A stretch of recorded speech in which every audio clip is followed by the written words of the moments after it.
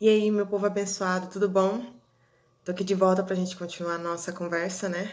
Acerca de como esse nosso mundo ele foi criado e como foi a estruturação de tudo para que a gente chegasse hoje no nosso planeta da forma como ele se encontra. E uma coisa que é muito interessante, e tá tendo vários comentários sobre isso na internet, e a gente, né, parte da era Cenozoica, né?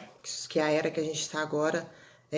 Houve o período terciário e o quaternário, como eu disse anteriormente. Eu vou usar essas duas divisões simplificadas, né? A ciência ela distribui em outras nomenclaturas nesse período, mas para que seja de fácil entendimento, porque é isso que a gente está tentando fazer, né? Trazer o fácil entendimento. E aí eu estava aqui pensando, tanto que o nosso mundo se estruturou e se reestruturou para a gente estar onde a gente está hoje. E aí fica o questionamento, né? O planeta, o nosso planeta, tudo que está acontecendo nas questões ambientais, o nosso planeta ele não vai acabar. Mas será que nós, seres humanos, estaremos aqui daqui a um tempo para contar essa nova reformulação, né? O planeta vai continuar aqui, mas os seres humanos a gente já não sabe mais, né? Mas nessa era que a gente vem, né, que a gente está no período quaternário, essa era cenozoica ela começou há 65 milhões de anos atrás. E houve toda uma estruturação. Como eu falei no vídeo passado, a gente teve a divisão, né, do grande continente da Pangeia, que ele era uma grande massa de terra, e ela foi dividida em dois blocos, aonde ficou um bloco de terra na parte norte, que formaram, né, os continentes do norte, e uma parte de terra na região sul, que formaram os continentes do sul. E aí, milhões de anos se passaram para a gente ter a estruturação de continentes que a gente conhece hoje. A formação dos oceanos, dos mares, a formação dos rios, de toda como é que fala, a nossa distribuição hidrográfica. E aí, o que vocês precisam entender? Que essa era cenozoica, que começou há 65 milhões de anos atrás, ela teve todo um período, como eu já disse, de reformulação e também várias espécies que surgiram e também chegaram à produção aí final para extinção. E aí eu falei no vídeo anterior, se você ainda não vê, depois você assiste para você situar dentro da nossa conversa, foi que no final da era Mesozoica, né, a gente teve a extinção dos dinossauros, que eram animais que eram predominantes, né, digamos assim, era o topo da cadeia, né, naquela época, e eles foram extintos. E nessa extinção, muitos outros sobreviveram, né? Muitos outros pequenos animais sobreviveram. E eles sofreram mutações para se adaptar e entrar nesse período mesozoico. Cenozoico, desculpa, entrar nesse período cenozoico. E é nesse período cenozoico que a gente tem, como é que fala, o boom da aparição dos mamíferos, do que a gente conhece hoje como mamífero. Tiveram várias e várias espécies para chegar hoje nos animais, nos mamíferos dos quais nós conhecemos. O planeta também, durante muito tempo, ele vai sofrendo, né, alterações de temperaturas e tem períodos que a gente conhece como glaciações, e períodos também em que a Terra, né, o nosso planeta, ele está com uma temperatura mais morna. Nesses períodos de glaciações, que aí são formados os lugares de geleira, os lugares onde fazem muito frio, e nessas predominâncias, a gente também vai ter a estruturação e a biodiversidade tanto da nossa fauna quanto a nossa flora. É no período cenozoico que vão aparecer as primeiras plantas com flores, né? Que vão trazer as flores. E também aonde os animais que viviam nesse período de 65 milhões de anos para cá, eles vão se adaptar em lugares onde vai se criar florestas tropicais, em lugares onde a gente vai ter um outro tipo de vegetação, a pastagem que vai trazer os animais que a gente conhece hoje como os cavalos, como as vacas, as ovelhas, entre outros. E aí uma coisa que é muito interessante, porque para desenvolver todo esse estudo e se falar em evolução desses animais e como tudo isso foi alterado ao longo desses milhões de anos, como eu disse, a gente ainda vai fazer um vídeo, né, falando sobre a questão do criacionismo, de como o mundo foi criado a partir da criação divina, né, de um Deus único. E aí a gente tem um ponto, porque até meados mais ou menos do século XIX, muitos cientistas acreditavam em toda a teoria do criacionismo, na teoria religiosa. Muitos tentaram provar que não, que existia uma outra forma, uma outra estrutura científica que poderia explicar, né, como esses animais evoluíram, como chegaram aqui, além da religião, que a gente sabe que é um Deus que criou, que fez nascer, que fez produzir, que criou determinada espécie e assim por diante. Mas ninguém conseguia provar. E aí surgiu um cara chamado Charles Darwin, que muita gente já deve ter ouvido falar, e esse homem, né, o Charles Darwin, esse cientista, foi a partir dele que ele conseguiu explicar o que ele chamou de teoria da seleção natural. Essa teoria de seleção natural, ele teve que fazer várias pesquisas e embarcando por volta de 1831 num navio que ia fazer pesquisas e rotas comerciais, ele veio para a América do Sul e aí ele descobriu um fóssil de um animal que se parecia muito com a preguiça, né? O animal preguiça do que a gente conhece hoje.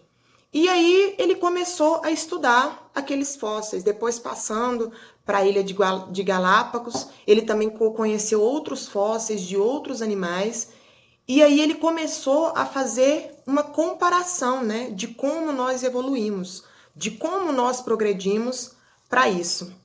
E aí eu vou fazer um vídeo, só para vocês se inteirarem, eu vou fazer um vídeo também explicando sobre a questão da seleção natural de Charles Darwin, mas o que ele falava em propriedade, né, o que ele dizia é que não sobrevive aquele que é mais forte, mas aquele que se adapta ao meio. Então, nada mais isso descreve a era Cenozoica, que passou por milhões de adaptações e transformações. E de todos aqueles animais que nós vimos desde lá de trás, que a gente conhece através de filmes, como por exemplo a Era do Gelo, que a gente tem os mamutes, a gente tem o Cid, que é uma preguiça, né? Um animal que vem da preguiça aí, que a gente conhece hoje, o tigre dente de sabre, que é o Diego, entre outros, eles vão mostrando como que é a transformação. A Era do Gelo, o filme A Era do Gelo, ela é uma das demonstrações, lógico, né, que não fielmente é uma ciência, mas ela é uma das demonstrações em forma de animação de como aconteceu todo esse nosso processo de transformação. E aí tem dos filmes, né, da sequência, que acontece aquele grande terremoto e a Terra começa a dividir e eles são separados das famílias, dos amigos e eles têm que sobreviver. Eles têm que se adaptar e sobreviver àquele meio. E isso também não é diferente de nós humanos. No período Cenozoico, como eu disse, além das transformações dos mares, da terra, das mudanças climáticas, a gente teve vários períodos de era do gelo, onde a temperatura ficou muito mais baixa, que teve a resfriação da costa terrestre, como também a gente teve a movimentação das placas tectônicas, que são as responsáveis pelos terremotos. Mas, como é que eu posso dizer, nenhum terremoto ele é tão evidente hoje, nos nossos dias atuais, para fazer uma separação continental. Tem um filme também que ele é de ficção científica, que ele chama A Falha de St. Andrian, não sei muito bem pronunciar, mas e que ele traz isso, que é um estudo de uma falha que vai acontecer uma nova divisão, uma nova reestruturação. São teorias, né? A ciência é feita de teorias e de comprovações.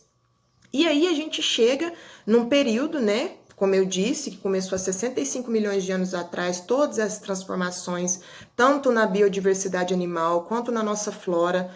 E aí a gente tem toda uma estruturação. E aí isso foi no período terciário, quando foi mais ou menos há 2,6 milhões de anos atrás, a gente entra na fase do período que os cientistas chamam de quaternário, que é o período que nós estamos até os dias de hoje. E aí, nesse período quaternário, houve outras distribuições e de novo, teve a necessidade de sobreviver, de se adaptar. E aí, há 1,8 milhões de anos atrás, há algumas divergências em relação a essas datas, mas há 1,8 milhões de anos atrás, a gente já começa a ter o surgimento de uma explicação de um homo, que significa homem, né, adaptado. Porém, há registros que falam que há mais ou menos 3,2 milhões de anos atrás surgiu o primeiro hominídeo. E esse hominídeo que surgiu, que foi encontrado lá no continente africano, ele surgiu e ele veio da adaptação de seres, né, que viviam nas árvores, mas aí ele já não é mais aquele ser que ele só consegue viver sobre as árvores, sobre a copa das árvores. Esse hominídeo, ele foi chamado de Australopithecíneos. Australopithecíneos, 3,2 milhões de anos atrás. Ele já era bípede, ou seja, andava, né, sobre as pernas, tinha muitos pelos pelo corpo, até mesmo por conta dessa variação de temperatura que acontecia na Terra. Então ele precisava, né, se proteger.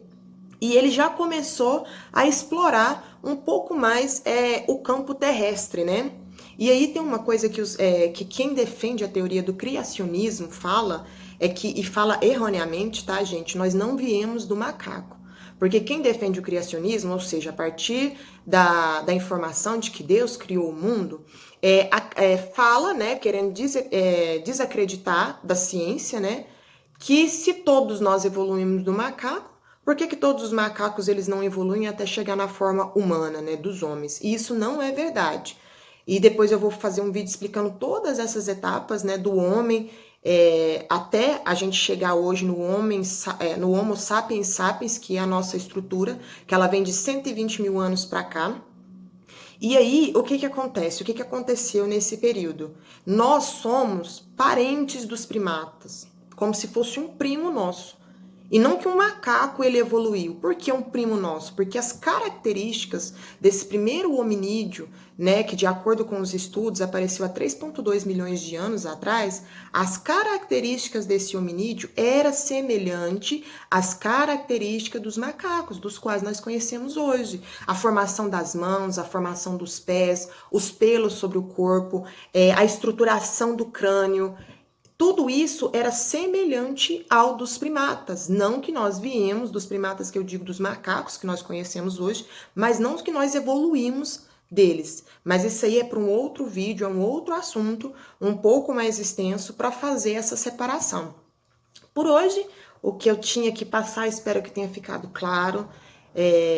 Vou continuar abrindo o box de pergunta para quem tiver alguma dúvida a respeito. Faça pergunta nos comentários. Dê dicas pra gente da forma, porque, como eu e a Dayana disse antes, às vezes a forma de abordar às vezes não fica clara. Mas eu espero estar sendo clara, trazendo esse entendimento.